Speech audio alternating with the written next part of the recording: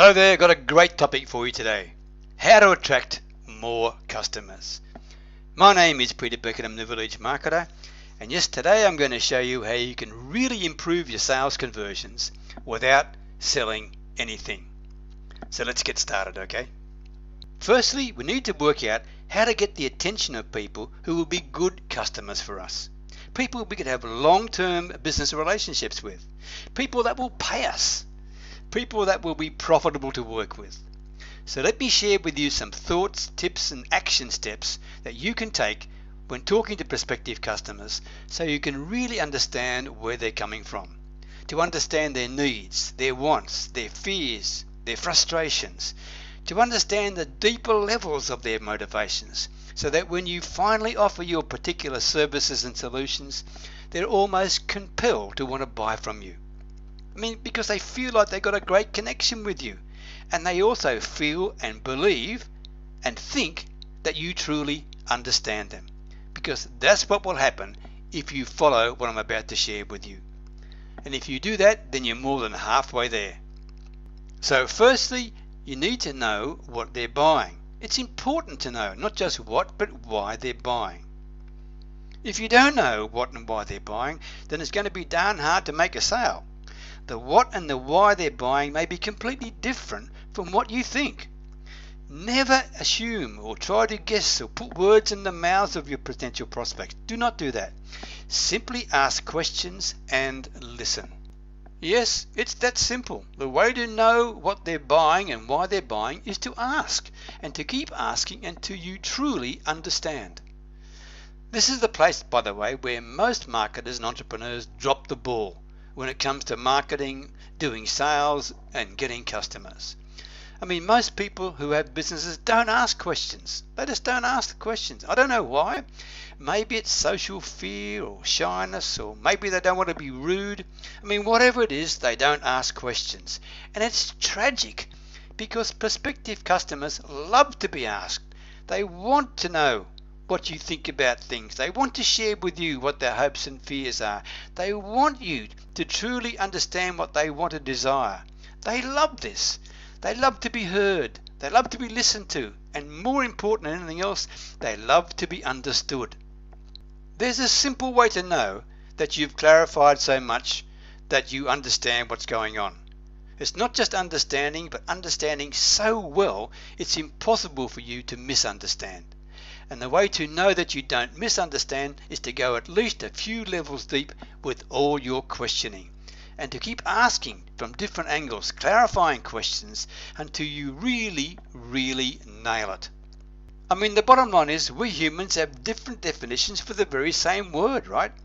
We mean different things when we say the same phrases. Your prospect says something to you and you say, "Oh yeah, I understand." But if you really don't understand, and you don't get 100% what the prospect is telling you, you're in trouble. That's why tools like active listening, giving feedback, and asking qualifying questions are all extremely valuable, especially when you're talking to a prospective customer who's making a decision to give you hundreds, if not thousands of dollars. That's exactly the moment when you really want to go deeper and make absolutely sure you don't misunderstand them. These are critical situations, and it's a darn wrong place to drop the ball by not totally understanding what's happening in the mind of your prospect. So please make sure you totally understand and appreciate this, because it's not what you think. What they're buying isn't what you think they're buying initially. Never forget this. Whatever your first impression is about why a prospect is interested in buying is probably wrong. And it's also not what you think, because we all have hidden values and motives. We humans always have hidden values and motives that are not obvious to others at first glance. So please don't assume anything. And it's also not what you think if you simply assume things. Do not do that. It's safer to always assume you don't understand, and that will give you the motivation to keep digging deeper. Because when you don't assume you know, that's when you can really start to listen and pay attention, and just keep asking and clarifying until finally you can say to them, "Tell me, do you think I now fully understand? Did I get it right?" And if the prospect says yes, then you're in business. Whatever you do, just don't fall for the trap so many do by saying you understand when you really don't. But you say that because you don't want to make the other person feel awkward by asking more questions. I mean, that's stupid, right? You really need to know what they truly feel and want. And yes, there's all sorts of different reasons why people are buying, okay? It's not necessarily the same reason that you're selling. Their reason involves different words and phrases and visuals than yours. So this is why it's important you ask. I mean, I know this might seem obvious on the surface, but just think about it for a moment. The prospect who is coming to you and wants to, say, start an online business has a completely different reason for buying your services than what you have for selling it. So it's your job to find out exactly what it's all about, what's going on in your prospect's mind. Alright? Now I hope I'm making this clear enough. So here are some steps to take to help you really understand. Seeking to understand has to be your mindset. First, uncover fears and desires. Next, follow the implications of each by asking what would happen if that happens. And finally, go forward at least 2 steps for each fear and desire to understand the deeper values of your prospect. Let me expand this out so you understand it, because this is the critical part. This is the how-to, and I'll give you some examples so you can really get this important aspect of your marketing, because it can either make you or break you online. And you'll do this with your social media, with your paid advertising, when you're creating a prospect invitation to talk with you, and even when you're having a prospect conversation. This is so important. So the first thing you need to do is have a mindset that it's okay to ask another person what their fears and desires may be. Don't have a hang up about that. Please don't do that. You need to be able to have the capacity and the willingness to find out what they're frustrated about, what they want, what their desires are. And so the next step is then to ask them permission. May I ask you some questions about your particular hopes, fears and desires? Okay? Do this. Do not feel awkward. Many people feel socially awkward because maybe they're not used to meeting people and then quickly saying, what's your biggest fear, right? I mean, it seems possibly rude or that you're causing some social discomfort.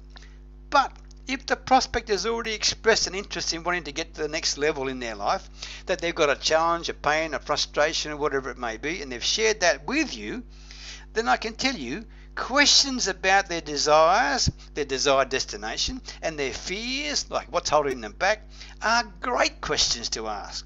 Truly great questions to ask, and you must do this.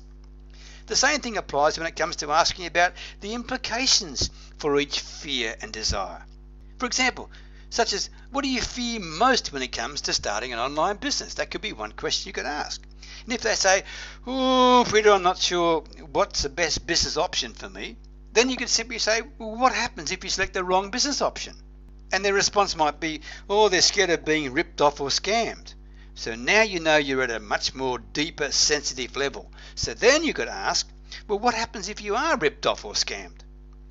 Now we're reaching very tender parts, right? And uncovering some deep-seated fears. This is so important. You need to uncover these things, because these could be the things that are stopping them from achieving and also stopping them from becoming a customer of yours. You need to understand that most prospects haven't gone through this type of procedure before. They haven't gone through the multiple steps, okay, in terms of digging deep to find out what they truly believe in. They just get to the first level and they dismiss it. And they also haven't gone through the multiple steps what happens when they do succeed, for example, the positive approach to things, and they actually achieve their desired destination. Get them to think this through with you. It's very important. So, for example, if they do succeed in selecting the right business option, then you could say, well, what happens then?